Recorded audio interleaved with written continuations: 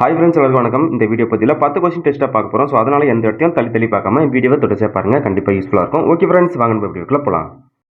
First question, கிறிஸ்துவுக்கு முன் தோன்றியவர்? பேதுரு, ஆபிரகாம், திருமுழுக்கு யோவான், சூசை.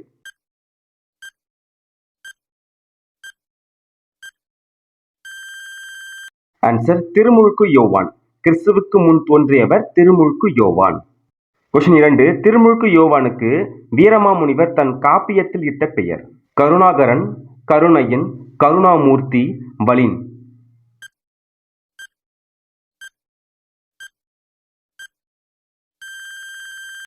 ஆன்சர் கருணையன். திருமுழுக்கு யோவானுக்கு வீரமாமுனிவர் தன் காப்பியத்தில் இட்ட பெயர் கருணையன். கொஸ்டின் 3, கருணையனின் தாயார் யார்? எலிசபெத், மரியாள், சாரா, அன்னாள்.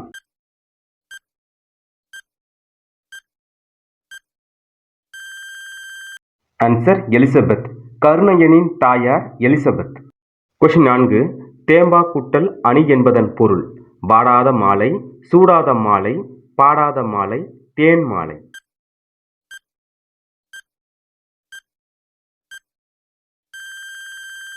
ஆன்சர் வாடாத மாலை.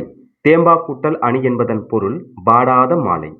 கொஸ்டின் 5, கிறிஸ்துவின் வளர்ப்பு தந்தை?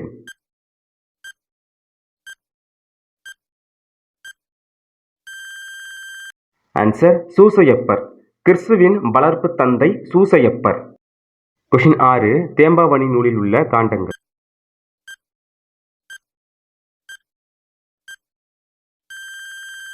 ஆன்சர் 3, தேம்பாவணி நூலில் உள்ள காண்டங்கள் 3. சிலப்பதிகாரத்துக்கு 3 காண்டங்கள் தான் இருக்கு.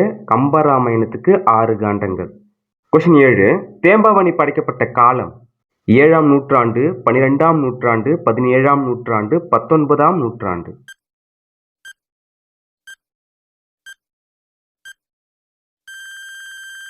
ஆன்சர் 17ஆம் நூற்றாண்டு. தேம்பாவணி படைக்கப்பட்ட காலம் 17ஆம் நூற்றாண்டு. கொஸ்டின் 8, தேம்பாவணியில் உள்ள பாடல்களின் எண்ணிக்கை?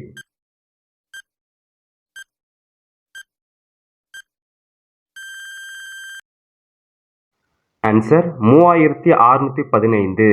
தேம்பாவணியில் உள்ள பாடல்களின் எண்ணிக்கை 3615. கொஸ்டின் 9, தேம்பாவணியின் படலங்களின் எண்ணிக்கை?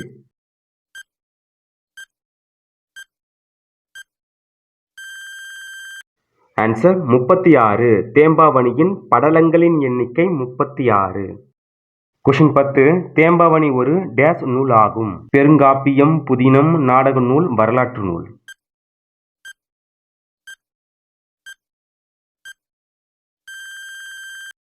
ஆன்சர் பெருங்காப்பிய நூல்.